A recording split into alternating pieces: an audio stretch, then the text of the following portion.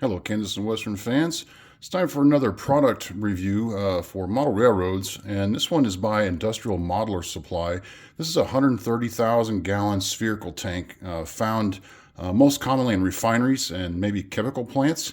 But I had to get this because of the refinery that I'm building, and these things are just as common as standard cylindrical type tanks that you would see at a refinery.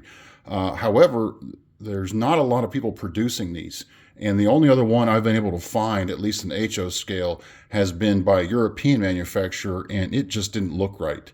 So let's go over to the computer in the office real quick and show you what I'm talking about in terms of the prototype. So here on my computer, I've pulled up a simple Google search of all the kinds of different photos of spherical tanks that you would see out there in the wild, and they all look pretty similar.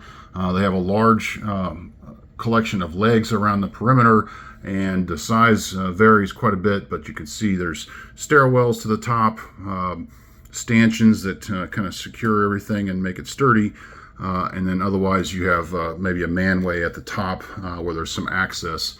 But let's take a look at some refinery photos to show these things in their natural habitat. So this is actually a picture of the El Dorado oil refinery, and you can see prominently there in the foreground, one here on the left and one here on the right.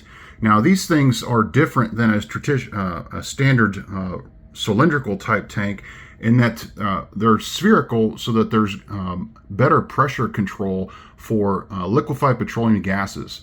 And for those not in the know, which that's my industry, so I know a little bit about what I'm talking about, that's things like propane, butane for like your lighters, isobutane, propylene for making plastics, and things of that nature. And these are things that are normally a gas, but when kept under pressure, become a liquid. And so that is the purpose of this type of tank, is to keep a gas under pressure to make it a liquid. And the reason that we do that is it's a lot easier to ship that in a pipeline.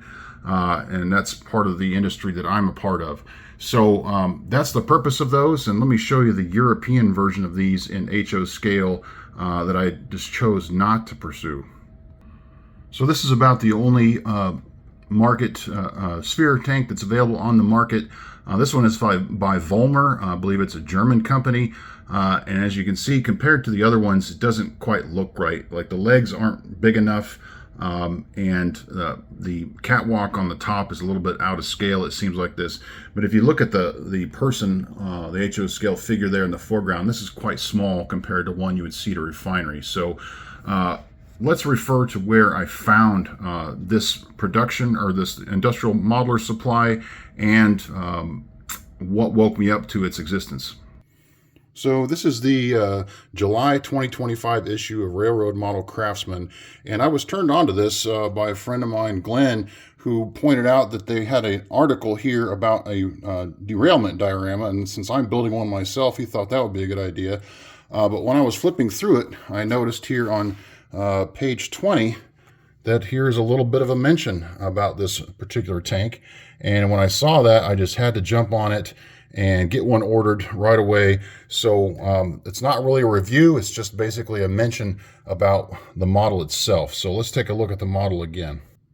So this is a 3D printed product. If you're familiar with 3D printed products, you can kind of see some of the typical issues that you have with 3D printed products, where there's just a little bit of resin that's left over here that needs to be cleaned off. But this is as shipped. So I didn't have to clean any of the spindles off or any of the mounting hardware. You can see a little bit of it inside. The tank itself is still there, but since that's going to be covered, I don't really care about that. But you can see the piping that's existent there. What comes in this little bag is a 90-degree elbow that would connect up to the pipe on the tank, and then one that I can connect with other piping on the ground in my refinery scene. But you can see these bracing pipes here, and the stairwell all looks very good, and I didn't have to clean any of that stuff off. I'm going to probably wash this a little bit, maybe to get some of this residue off, and then paint it, of course, and I will show you what that looks like all painted up.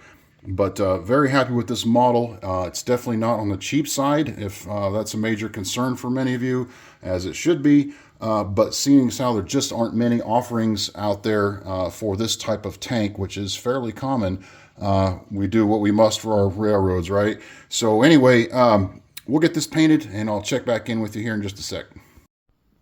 Now we've got this thing painted up. Obviously looks a lot better than its bare gray, freshly 3D printed condition. The details obviously all stand out much better. The handrails, the stairs, all these bracing pieces of steel, and I believe that's the loading pipe. I haven't put the 90-degree elbow on it yet because I'm not sure exactly where I want that to go. There's also a hole at the bottom of the tank, which I imagine is also for piping. So I haven't really done anything with that yet. Right now, this is just sitting out on the layout in my refinery scene. It looks really good.